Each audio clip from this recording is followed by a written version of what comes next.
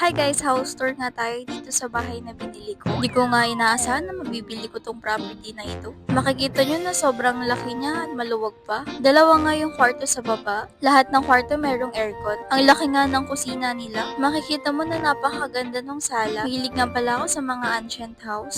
Pagkakit mo pala sa taas, may makikita kang balcony. Ang sarap magmuni-muni habang pinagmamasdan ng swimming pool. Nagustuhan ko yung upuan dito. Maganda nga pala yung view. Madami nga palang higaan dito kasya buong barangay. Dahil na-bored kami, nag-play muna kami ng billiard. First time ko nga pala maglaro ng billiard kasi di ako marunong. Tinatry ko lang yan guys. Pero nagulat ako na nakakashoot ako. Sa unang game na nanalo ako. I think syamba lang yun. Tawan-tawa ako sa sarili ko kasi very competitive ako. Nakala mo may 1 million na premyo. Madami nga pala akong beses na nakashoot pero yung iba hindi ko na nabidyohan. Ginagawa ko lahat para manalo. Ayan nga pala yung view tuwing gabi. Ang lamig nga ng tubig kasi umuulan that time. Pero kapag nakababad ka na sa tubig, hindi na siya masyadong malamig. Kasama ko nga pala yung pinsan ko. Siya pala yung nag-invite sa akin dito. Hindi totoo na nabili ko tong bahay na to. Bye!